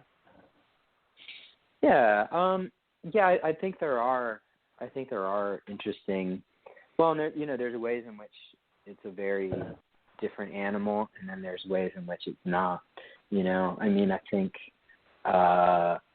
your savvy audience members, I guess, can tell the difference between, like, maybe they might pick up the difference based on, like, the price. I'm, going to this gallery for free, although, like you said, a lot of galleries are very professionally run, and I'm paying to go to this at a museum. Or with us, like, our ticket price is so much less than DPAC that I think that most people kind of just figure it out. And I think that's actually one of the things that's really lovely about community art, is that, if we are in a situation where an actor is sick or has some kind of crazy thing happen and they can't go on and somebody has to cover the part, I think people can be very forgiving at a community arts organization, because they understand that part of the goal is education and performers getting experiences. So I think that we get some more leeway in some places because people understand that it's a different animal. But there's other ways in which we directly compete. Like, we're trying to as some of the professional theater companies in town were trying to license the same intellectual property. You know, like we one of the plays we got the rights to this next year that we're really excited about is The Curious Incident of the Dog in the Nighttime. And do you know that? Do you know that piece? I don't know that piece. Tell me a little bit about that piece and explain it to me, because it sounds like an interesting title. Yeah, so it actually played at DPAC, I think a year and a half ago, and there hasn't been a local production. And as a community theater, we got the right to do the first local production, which was like a little bit of a coup. It started, the first production was in London at the National Theater, and then it toured. Then it went to New York and stayed there for a while, and then toured all the way around the country. And what's interesting about it is that in some ways it's a real traditional kind of narrative. It's like a murder mystery. Somebody has killed a dog, and you kind of realize that somebody didn't like their neighbor's dog, so they just decided to end it. But what's unusual about it is that the protagonist is a young man. He's a teenager who has autism, and so he is trying to, and he's a smart guy. He's trying to figure out and solve the mystery, but he also, has challenges. Like he needs to go different places to learn clues, but he has a really hard time like going on the subway because it's super loud, and there's lots of scary sensory, stimulus happening around him, and so he has to kind of figure out how to solve this mystery, and also, how to overcome the own challenges that he has because of his, his challenges, and that's just a type of play that a professional theater probably would have liked to have done because it was really well received at DPAC, but we got the rights to do it, so now we get to do it. So, that's just like one of the examples in which we're kind of in direct competition. But, I mean, the cool thing about a community theater getting to do it is that we are, we probably serve a lot more people who have autism than most professional theaters do, because we have different kind of ways to engage. Like you can come and volunteer, and we have a number of volunteers who have autism, and we do sensory-friendly performances, and we have a large education program that offers a lot of kind of special opportunities for people who have disabilities, and so there's just way more points of engagement. So it's kind of, and I imagine, sorry, go ahead. Sorry, I imagine that you're probably going to do the same thing that you've done with some of the other films. You mentioned Blood Does Have My Name and some of the other ones. So I imagine that since there is a community of people that are facing this disability in our area, that you're probably going to have some discussion kind of group, which the professional theaters probably also would not necessarily do, or would find might have a harder time connecting to those groups. So I imagine there's like some autism societies here in North Carolina that even in the Triangle that you'll probably be able to engage with, so that there are actual discussions afterwards revolving around both the play but also some of the issues that people with autism face.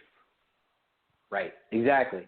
Yeah, and we're working closely with a group called Arts Access, which if you haven't had Betsy on, she would be a really great guest. She's the executive director, and they're an organization that works to make the arts in the Triangle accessible to people who have disabilities. And they actually help people all throughout the state. They do services like providing audio description, and they do capacity building for artists and arts organizations, like understanding how to serve people who have disabilities. And they do showcases of artists who have disabilities. They've got an upcoming event called Series of Fortunate Events that I'll do a quick shout out to. We've hosted it in the past, but we didn't fit our schedule this year, so we weren't able to host it this coming year. But they'll do like a musical, like a night with a bunch of musical acts, and they'll do another night of like films that, feature actors who have disabilities. And I think they're doing a theater night or a storytelling night as well. But so we're working closely with that organization, and it's not that a professional theater might do nothing, but we'll probably do more, and we're also just closer to a grassroots level organization. So the type of partnerships that we'll develop with community organizations are maybe a bit more robust. They're a bit more kind of, peer-to-peer rather than like a really large professional theater trying to partner with a really, modest size community grassroots organization. So I think we're able to kind of develop different kinds of ways, like you said, similar to maybe some of the other community partnerships than much larger organizations are able to do. Now, what were some of the important things that you learned yourself just in terms of arts administration and arts in general? Like I said, you've been doing it for a number of years. You first came into this area, like you said, when you were doing the internship, but now you've been the the director there at Raleigh Little Theater for a while. So what are some of the important things that you have learned about arts in general and arts administration? Some that might have surprised you, some that you were expecting. But what are some of the valuable lessons that you have learned? Oh, man.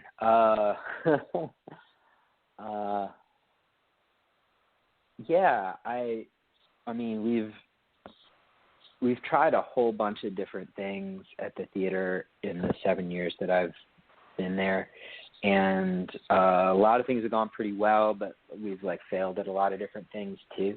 And so I think some of the things I've realized are just that a lot of community partnerships take a while to develop. It's so we started doing sensory-friendly performances, which are performances. We've just so far done them in our family series, but we're now going to do one in our adult series as well around Curious Incident. And those are performances that have accommodations built into them so that people who have autism can come out and enjoy the show and maybe not be, worried about some really extreme, if there's some really loud sound effects or some really bright lights, we might tone those down a little bit. We might warn people. We develop some pre-show materials. We have fidget devices. And the most important thing is that we just let people know they're welcome. They're not going to be judged. The first time we did one of those, 100 people show up. And we're like, well, okay, that's pretty good. That's not a lot of people. Well, the next time we did it, we had 125 people show up. And the last time we did, we had 170 people show up. But, I think one of the big things is that with any kind of new partnership or new type of programming where you want to reach an audience that might not be engaging with your organization, it just takes time to build relationships. People have to get to know you. They have to trust you that you're going to do a good job of it. And it also, I think a lot of times it takes us longer to build relationships and start new types of programs than we want. It's just hard work, and people are busy, right? We're all busy. All of us are probably, have super long to-do lists. And so, it just takes a while for people to say, okay, with the limited time I have, I'm going to invest it in this organization. I'm going to go check out what they're doing. I'm going to sign up to this show, class, camp, volunteer opportunity, whatever it is. So I think one of the things is that it's taken longer to build up certain things than I would have liked, but it's just learning kind of patience. And I think one of the other ways in which we've kind of failed is that sometimes when we've tried to do new things, we have to have really strong partnerships. And especially if we step out of what we're known for, we have to have really, really strong partnerships. So I'll give an example, which is that we tried a few different times to do hopscotch day parties, and sometimes that went pretty well, and other times we had literally 50 or 100 people show up. And it really all kind of depended on the strength of the partners. We did one with a record label out of Carborough called Paradise of Bachelors, and we did great. We did another one with some folks who aren't local anymore, so they're really great folks, but they just didn't have the reach. Cradle, those do really well. When we've tried to partner with lesser-known producers, most of the time, just because Raleigh Little Theater, as much as people really love it as a producing theater or maybe a place to go take a class, they don't know us as a live music venue. So when we kind of want to partner and do something a little bit different, we're really reliant on the strength of our partners, because as strong as I think we have a pretty strong brand, it's also very specific. It's known for certain things. And when we try to do things outside of that, people may follow us, but they may not. So I think a lot of the lessons learned have just been about having patience to develop new kinds of programs, and just the importance of having really strong partners. And I guess an example of one of the strongest partners is Sherry with Triangle Friends of African American Arts. When we do events with Sherry, we sell them out. People know Sherry, they know she's awesome, they know she knows what's going on in the community, so we pack it out. That's not a question. So, it's just, and I hope we've been able to be helpful to her as well. I think so, because, she keeps wanting to partner with us, which is really great. But, it's just the importance of everybody bringing their, their best and their value to the table and trying to help each other out. Now, to both you and Julius, because I just double-checked online to make sure he was still there, how important do you think marketing is? Because like I said, whether it's Black Cotton, which is an art form, or whether it's what you're doing with Raleigh Little Theater, I sometimes feel that a lot of times people in general, whether they're arts presenters or arts organizations, don't necessarily understand the importance of marketing. So I was just wondering how important marketing is to both of you and ways that you find to do your marketing. Yeah, marketing is huge. Yeah, we have a great marketing and communications guy named Fidel Benton. He came to us from Fayetteville State University, and he's been with us for a couple of years now. And, I think he does a really good job. And I also think that it's about a team approach. Like he needs to collaborate, and he does with Patrick, our artistic director, because and that's part of the strength, right? Like, because marketing is not like an island. It's not like Fidel, just kind of sits by himself in a quiet room and figures out like genius strategies to sell it. Like he works really collaboratively with Patrick and myself, and when appropriate, our education department or our outside partners, and really kind of talks about what is the story we're trying to tell. Why is this piece relevant to the community? And in those conversations, sometimes really great things come up. Sometimes like, oh, we thought about calling this organization. They might really care. Maybe they want to do a post-show discussion with us. Other times it might be like, oh, we know a civic organization that would really care about this.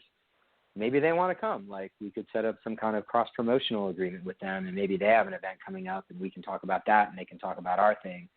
So, I think that marketing piece is super important, but it's more than marketing. It's about kind of relationship building, and it's about kind of creatively telling the story in a way that, kind of connects the dots in the community. Definitely. And Julius, if you're still there, how about marketing with you?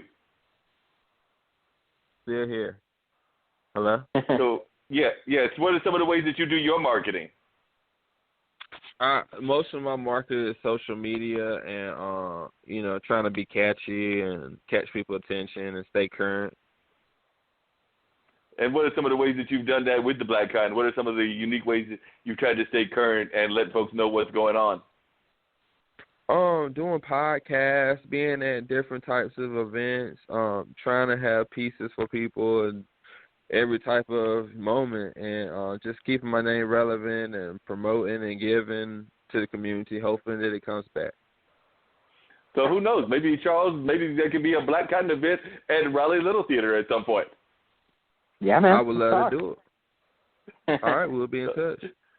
So y'all have to communicate and find ways to make that happen and everything. Now, one of the things, Charles, that I've always found fascinating, and I talked about it with my friend Ray, is that sometimes everybody, and I'm sure you deal with this at Raleigh Little Theater, everybody thinks that it's easy to be a producer until they realize what you just mentioned, the cost of doing a show or what the time and the involvement of doing these things is. So I know that there's tons of great ideas out there, and there's tons of very wonderful ideas, but I sometimes wonder if people actually understand what it takes to do something. And is this something that you actually, when you're talking to people, they're coming to Raleigh Little Theater that are from the community and they want to do something, is this a conversation that you actually have with them where you're sitting there and you're letting them know that, yes, it's a great idea or this is something we're interested in, but you need to be aware of X, Y, and Z?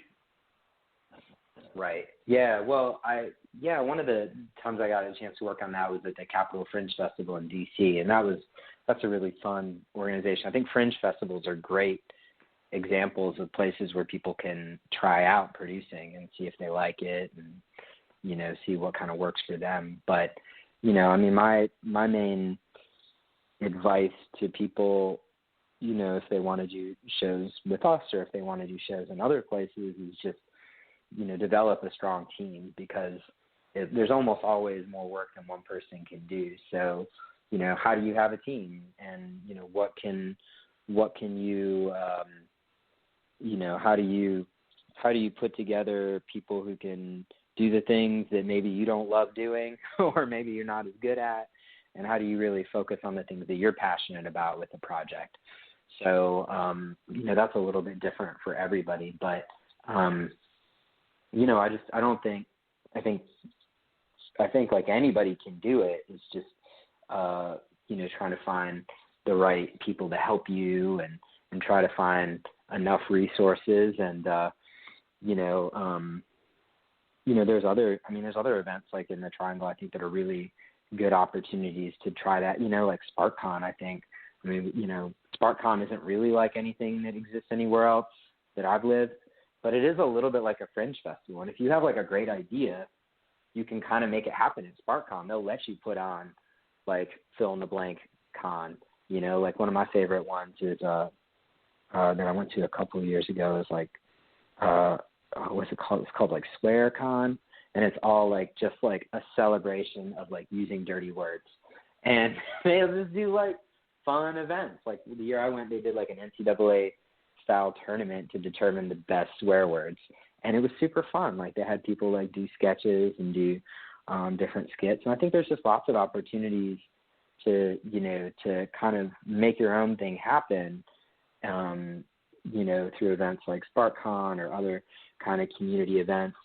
And through doing stuff like that, you kind of learn what it is that you enjoy about producing and kind of how you need help to build out your team to make it happen. Now, which swear word won the tournament? That's what I'm curious about. You said it was done as a tournament. Yeah, not safe for work. So I'll tell you next time I see you. How's that? Okay, you can tell me next time you see me, or just to let folks know, you can give us a letter and they can try to figure it out. What was it? The F? They had a whole bracket that was compound swears. And it was one of the compound swears, and I think it was like one of a couple different things. So I don't want to be on the record saying the wrong one, but we can get the answer for that. And it was more just fun, like the process of hearing people, do like readings from the Urban Dictionary, or different stuff like that.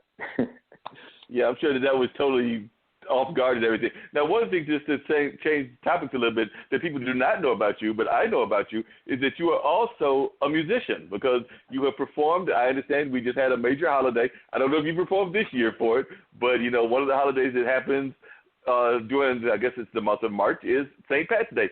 Everybody gets into their green and the celebration of their Italian and things of that nature. And I know one time I saw you at a St. Pat's Day festival, and you were playing one of those instruments. So do you still play? Yeah. Yeah, I do play from time to time. I sub with the North Carolina Symphony a few times a year. I'm going to play with them. Well, actually, I don't think I have any more dates with them, but I just played with them a few weeks ago. Sometimes I play with a kind of a free jazz group called the Poly Orchard. We normally play sometimes we play at the Carrick. We've got a gig coming up at Arcana in a few weeks. That's run by a bass player out of Durham named David Menestrez. And then I'll just, I don't know, I've sat in with other groups. Oh, I'm also playing at Sharp Nine Gallery in early April with a guy out of D.C. named Brad Lindy.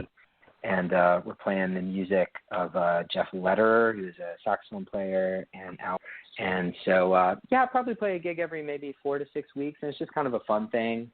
I enjoy doing. I'm not a great saxophone player. I'm a solid saxophone player. I can like read some music. I'm not going to like play a solo that blows your mind, but I really do enjoy playing music, and I love getting to do stuff like that. And it's not just the saxophone that you play. If I remember correctly, it was also one of the, I don't want to call them fringe instruments, but it's like another instrument that is more of a, for lack of a better term, ethnically prided instrument that I've also known you to play as well. I think that's where I saw you playing during the St. Pat's Day parade, like maybe 4 or 5 years ago. Yeah, maybe I brought a clarinet. I don't know. Yeah, it's probably either saxophone or clarinet, but but I should pick up one of those more obscure instruments. That'd be fun. Yeah, you might have to do that at some point. Now, in terms of education and things of that nature, how do you think that we're doing in terms of arts and letting folks be taught about the arts in education? That's something we talked about on this show a number of times, and our theory is that the school systems are not doing that good of a job, and that they should do a much better job in terms of encouraging our kids to understand the power of the arts and how arts is important, even in critical thinking, and even in being able to have people understand what's going on around the world around them. But you, as an arts administrator, and also an artist yourself, I was just wondering, what do you think about this conversation, and how is the school system doing in terms of training our youth in terms of understanding art, both as an appreciation of art, but also teaching about art as a performance ability as well. Yeah. Yeah, well, I think what's been happening over time, unfortunately, is like just, obviously a shift towards standardized testing, which leaves less space for other things that are important, not just art, but, the things that kind of make students really well-rounded. And, yeah, there's this move now towards STEAM, so science, technology, engineering, arts, and mathematics. And that's had, more success in some places than others. There's been a bill that's been introduced to the North Carolina legislature about having an arts education requirement for kids to graduate from high school in North Carolina, and it's been written so as to be a budget neutral bill that would basically just, from my understanding of it, it would just require kids to take an elective at some point. So it's a pretty modest proposal. If anything, it's maybe just very like, let's have a little something. But I think it's a long-term issue, and I think what's happening is that nonprofits are trying to fill the gap in providing arts, and it just relies on organizations like Black Cotton, like Raleigh Little Theater, like all kinds, being outsourced in a way, and hopefully we can kind of continue to work on that. But I think that it's it's definitely a thing that's on everybody's minds in the arts. From my as far as I know. Yeah, definitely it's on everybody's mind in terms of arts and everything. And the other thing that I know is that a lot of times people is on their mind, and we talked about it here, and even earlier when we were talking to Julius, and I'm sure he would know, if a lot of our artists are very good at the art part of art, but then sometimes I wonder if some of the artists get lost in the business side of art. I mean, like when you talk about the big term of show business, there's a reason that they put that business in the title, because there's a business element to it. And sometimes I wonder, even if some of our veteran artists don't necessarily do a good job of understanding the business element of show business, art business, whatever you want to call it. So I was just wondering, what are some of your thoughts on that? Do you think that we do a good job of teaching artists about the business side of art? And also, like I said, I put you in that category, and I'm not saying that in a negative, of being an arts administrator, because you are also a performer and an artist yourself. But I was just wondering, do you sometimes run into people that also want to stereotype art administrators? Because I know sometimes even our art community sometimes gets caught up in the fact that they feel that art administrators don't necessarily give them enough support. So I just wondering some of your thoughts on both of those. Yeah, well, I think it's really smart for artists to think it has a really, I don't know if this is still the case, but I had a friend who graduated from there a few years ago as a music major and told me that to graduate from Indiana, you had to get a minor in something other than music. So it forced everybody to think about something that they wanted to know about. I believe she got hers in communications. You could pick any number of different things. Yeah. I think, you've seen interesting examples, especially with like the estate of Aretha Franklin and Prince and folks like this, and who's unfortunately died recently, that like you become aware of them, as people who ran businesses, So at any level, I think it's unrealistic to think that you can just practice your art and not have to worry about the business side. I don't personally feel like there's necessarily that much, I feel like, artists and arts administrators were kind of in it together. Hopefully we help each other out. I don't know what Julius's perspective. I think, Julius, you do different kinds of work in the arts. What's your perspective on that question of, how well we kind of train artists to be business people? What do you think? I think that with as many options we have now to be business people online, like Etsy, Pinterest. Yeah. I think artists definitely should understand how to be business people, to learn how to use Amazon to get their products out. It's very important. Yeah, that's very true.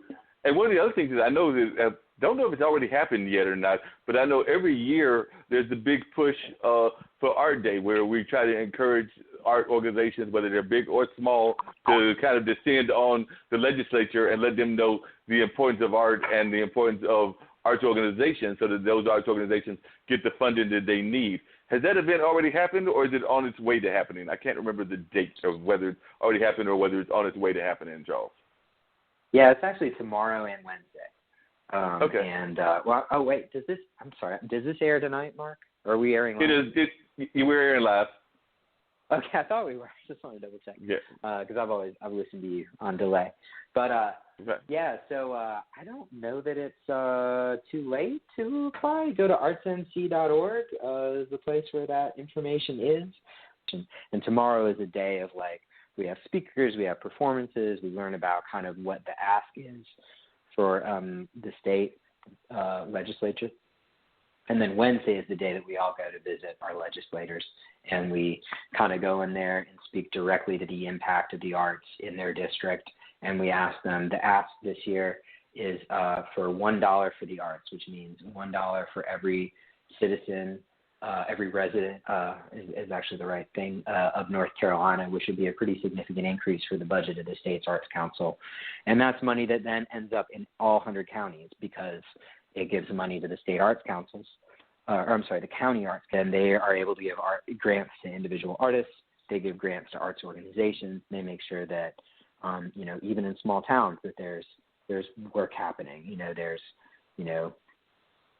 arts festivals, that there's art walks, that there's concerts happening, that there's plays, just all the different things. And those are huge things. And I think in some ways those can make a bigger impact in smaller communities. To tie it back to that rural theme, a grant of $5,000 in a rural area can go a super long way because, your cost of renting a space or whatever is less. So that's the hope this year. We'll see. We'll keep asking, even if they say no again this year. But the ask is $1 for the arts, and even if people can't go to the event, they can check out artsnc.org and tweet about it. They can you can sign up for alerts so that when important issues in the arts come up, they can contact their legislators and know that they really care about supporting the arts in North Carolina. And so, yeah, I think you're right, Mark. It's really important that we have our voice heard and consistently, talk about the importance of what we do. And even on the national level, I was wondering, do you think that we're doing a good job of supporting the arts? Because every time I turn around, it seems like arts organizations nationally are even getting cut, whether that's the humanities, whether that's the NEA, whether that's whoever. So it seems like the arts are not just being threatened on our local and state level, but also on a consistent basis on our national level. Yeah, I think it's a little more. So both years of the current administration, they've proposed eliminating the NEA, but Congress has ignored that. And they've actually given kind of modest increases to the NEA over the last few years. So it's not now in some states it's been bad, and in other states it's been good. It's really kind of a mixed picture. And I'm not necessarily I know little bits and pieces, but I'm not knowledgeable about a whole lot about what's happening on a state-by-state basis. But the NEA has been pretty flat or slightly up the last few years. Now it's actually not that big of a budget if you think about, the fact that we're a country of over 300 million. I think that what's happened in our field is that we've become a lot more reliant on individuals than government. If you just look across the country at what's funding arts organizations, and in some ways that can have some upside. I mean, of course, I think everybody who is an artist or runs an arts organization would love to have more money to do more cool things, but I think also when you're getting money from individuals, it's not as political. So it, in a way, it kind of frees you up to do more interesting things. So it's a complex situation. Of course, I think a lot of it comes down to I see it as a bit to think that we'd have some more resources to be able to fill the gaps, for example. Now, where those come from, it'd be great if it was a mix of public money and private money. But, I think at the end of the day, it's a challenge to figure out how to, it's just a question of, how do you kind of try and solve the problems that are ahead? And, we'll gladly work with governments or private funders or whoever can kind of support the work that needs to get done.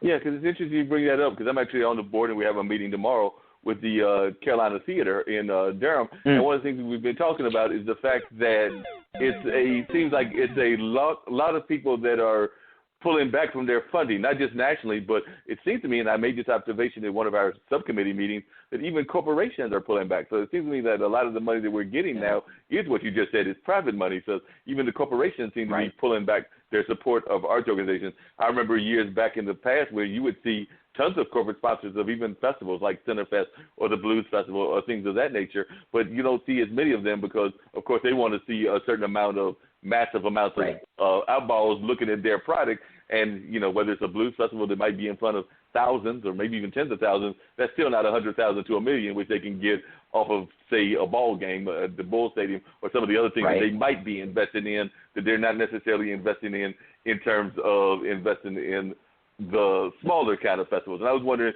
have you run into that problem? I know it's just part of your as much funding from the corporate world. Yeah, I mean, I think that I don't know that the Triangle has ever been a huge corporate, that there's ever been a huge amount of corporate money in the Triangle, just because if you look around, there's not a lot of huge corporations that are based in the Triangle. So we do have some examples of some pretty, you know, there's some banks that are very generous. There's some other organizations that are very generous, but it's had because of all the banks that are headquartered there. So that's never been, I think, a huge thing. I think if you actually, now I'm sure you know more about what the history of funding the arts in Durham is, but in Raleigh we have a per capita allocation for arts funding. So as the population grows, Raleigh has put more and more resources into the arts. You know, Cary, for example, has built some really nice facilities, and they've continued to invest in the arts. So they built Coca Booth and then the Cary Arts Center and then the Cary Theater in the last few years. So I think that, you know, it's a kind of mixed bag. I think a lot of local governments have invested more, and that's maybe filled in the gap. And then looking nationally, I think you're right that probably nationally, I think I've seen numbers in like from Theater Communications Group that corporate giving has been down or at least flat, but I know that individual giving has been up because, you know, organizations that do a really good job, they can just go to somebody and say, hey, like we really need to put on this event. We really need to take this program into the schools. And if you make that really compelling case and somebody can write you a check, then they'll do it, you know? And so I think it's just been a lot of ways a shift towards like certain kinds of giving over the last few years. And I think that'll probably continue because I think you're right, Mark. Like if a corporation is looking at how to spend a certain amount of money, well, you know, you can spend that on mass media. You could spend that on online advertising. Or you could spend it on sponsoring an arts event, and it's just a question of where, you know, a lot of times they might see a higher ROI in something else. So it's good that we've had certain local governments and a lot of individuals step up. Yeah, definitely. And it's always important that the local people do step up and support the arts because, like I said, the arts is very vital to our society. And we've got about 5 more minutes to go before we wrap up this particular edition of the show. But, Charles, before you get off and everything, I've got 2 questions. One, and I'm going to get to Julius as well, but are there any other shows that are coming up that you really would like our audience that is listening either now or on the replays later to know about other than those that you have mentioned? And then I'll get to the other question, and then we'll have a question for both of you to wrap it up. But is there any other shows that are coming up at Raleigh Little Theater that you would like folks to know about? Yeah, I'm really excited that we're doing we're doing West Side Story in concert with the Raleigh Symphony Orchestra in May 18th and 19th. And that's really cool. West Side Story hasn't been done in the state of North Carolina since HB2 because the Bernstein estate only recently started granting rights again. So that event will, some proceeds from that event will benefit Equality in North Carolina. So that's a thing that we're pretty excited about. And I think just, you know, to hear that kind of music outdoors, you know, with a live orchestra is a thing that you don't get to see. And it's certainly a lot more affordable to see it with us, even though the performance will be great because the Raleigh Symphony Orchestra is a, you know, kind of like the Durham Symphony. They're a professional group. You know, they're not the North Carolina Symphony that people are also really fond of, but they're a really, really great orchestra. So yeah, that's coming up on May 18th and 19th. And then looking out a little further, in September, we're doing a play by Dominique Morisseau called Blood at the Root. and it's about the Jena 6 in Louisiana, and a really kind of horrible incident of racial intimidation, but about kind of some very courageous young people who told that story. Are you familiar with that story, Mark? Yes, I'm very familiar with that story. Yes, definitely. Yeah, and so this is a play that's just starting to get done around the country. We have a really amazing director who's just moving back to the area called Lamar Jones, and I think it's just a story that's really important to understand. I think our artistic director Patrick really kind of sees it as an important look at how we understand and cope with symbols of hate, and how we, stand up in front of that and then move, like kind of rise above it. And I think that's going to be really interesting. He's got some very exciting ideas about community engagement and conversations that'll be coming around that. And it's a really, really beautiful piece. It uses a lot of poetry, a lot of movement. I think it's kind of an interesting way that a lot of theater artists, I think, are trying to move towards more multidisciplinary work like that uses like movement and poetry and music to kind of address important, controversial topics. And so I'm really excited about that play as well. Cool. And what's the website that people can go to find out about what the Raleigh Little Theater has going on? So what is the best website to reach out to you? And if there's a personal email for you, how can people reach out to you if they're hearing this and are interested in seeing what the season is looking like, or just reaching out to you to talk about doing stuff there? Yeah. The website is, Raleigh Little Theater, and we spell theater with an RE.org. And my email address is charles@RaleighLittleTheater, again with an RE.org. All right. And real quickly, before we get off and everything, Julius, how can folks reach you as well? You can go to my website, www.blackcotton.us, and click on the Contact Us tab, and put in information, send me any questions. You can also follow me on Instagram at blackcotton.us, send me a DM.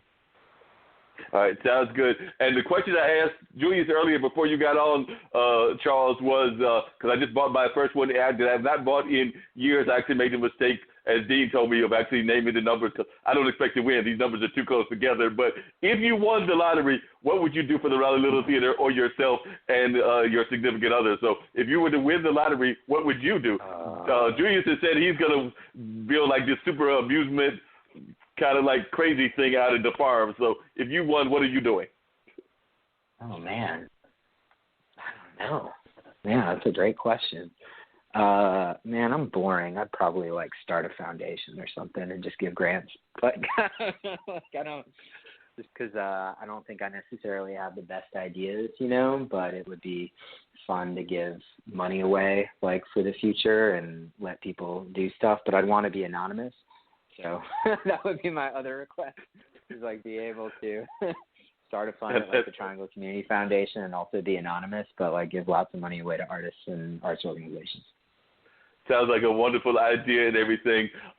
Dean, we're getting ready to wrap everything up. It looks like we're about at the 9 o'clock hour. Next week, I've got some people that I'm trying to get in touch with because, tax season is upon us, and even arts organizations have to deal with that. So I'm trying to find some people to talk about that lovely thing called taxes, since April 15th is around the corner for those that have not filed. So trying to find some folks to talk about that. And then we've got some other exciting folks both in the activism world and out of the entrepreneurial world that will be coming on the show on the 8th and beyond. Because I know on the 8th we've got actually some young ladies that will be coming on talking about how they are publishing books to encourage our African-American youth to read, but also giving more positive images, both to African-American youth and African-Muslim youth, because they are actually, I think, from the Muslim background. And I'm trying to get Medina, who has written a book about Baba Chuck, on that show as well, and some maybe a return of Katina Rankin, who has written some children's books in addition to some of the other things that she has done. So we've got some more amazing guests, and I'm glad that